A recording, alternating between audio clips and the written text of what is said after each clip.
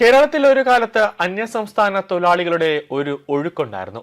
ജോലി തേടി പശ്ചിമ ബംഗാളിൽ നിന്നും ആസാമിൽ നിന്നും വരെ ഇവർ എത്തുമായിരുന്നു. എന്നാൽ ആ ഒഴുക്കിന് ബി.ജെ.പി. സർക്കാർ ഒരു അന്ത്യം കുറിച്ചിരിക്കുകയാണ്. കാരണം പശ്ചിമ ബംഗാളിലും ആസാമിലും അടക്കം ബി.ജെ.പി. ഭരണം തുടങ്ങിയതോടുകൂടി വലിയ രീതിയിലുള്ള തൊഴിലവസരങ്ങളാണ് പ്രഖ്യാപിച്ചിട്ടുള്ളത്.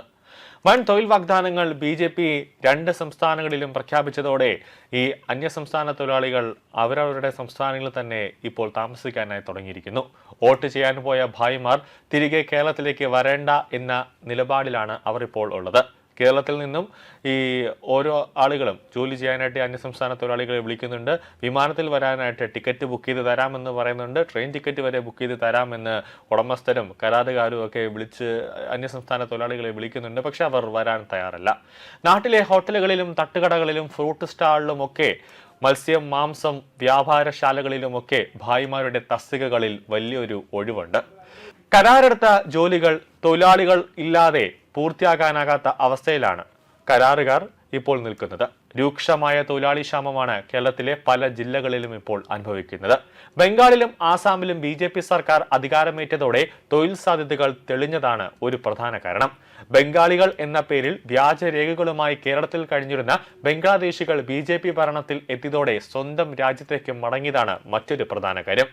പശ്ചിമ ബംഗാളിലും ആസാമിലും നിയമസഭാ തെരഞ്ഞെടുപ്പായതിനാൽ ഇതര സംസ്ഥാനക്കാരായ തൊഴിലാളികൾ മാർച്ച് അവസാനം മുതൽ നാടുവിട്ടതാണ്. ട്രെയിനിലെ തിരക്ക് കണക്കിലെടുത്ത് പലരും നേരത്തെ തന്നെ വോട്ട് ചെയ്യാനായി പോവുകയായിരുന്നു. എന്നാൽ വോട്ടെണ്ണലും അത് കഴിഞ്ഞ് സ്വന്തം നാട്ടിൽ പുതിയ മന്ത്രിസഭ എത്തിയെങ്കിലും തൊഴിലാളികൾ മടങ്ങി വരാൻ തയ്യാറാകാത്തതാണ് പ്രതിസന്ധി രൂക്ഷമാക്കിയത്. പത്തനംതിട്ട, റാണി, അടൂർ, കടയ്ക്കാട്, തെക്കേമല, തിരുവല്ല, കുന്നന്താനം, മല്ലപ്പള്ളി എന്നിവിടങ്ങളിലാണ് അതിഥി തൊഴിലാളികൾ കൂടുതലായി താമസിച്ചു വന്നത്. ഏറ്റവും ഒടുവിൽ പോലീസ് ശേഖരിച്ച കണക്കുകളിൽ 55,000 ഇതര സംസ്ഥാന തൊഴിലാളികൾ ജില്ലയിലുണ്ട് എന്നാണ് പറയുന്നത്. തൊഴിൽ വകുപ്പ് ഓഫീസിൽ രജിസ്റ്റർ ചെയ്തിട്ടുള്ളത് 10% ആളുകൾ മാത്രമാണ്. നിലവിൽ 10,000-ഓളം തൊഴിലാളികൾ മാത്രമേ ജില്ലയിൽ ഉള്ളൂ എന്നാണ് കരാറുകാർ പറയുന്നത്.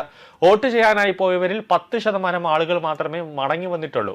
പാചകവാതക പ്രതിസന്ധിയിൽ നട്ടം തിരിയുന്നതിനിടെയാണ് ഹോട്ടൽ മേഖലയിൽ തൊഴിലാളികളെ കിട്ടാതായത്. പല ഹോട്ടലുകളും അടച്ചിട്ടിരിക്കുകയാണ്. മറ്റു ചില ഹോട്ടലുകൾ ഭാഗികമായി തുറന്നിട്ടുള്ളൂ.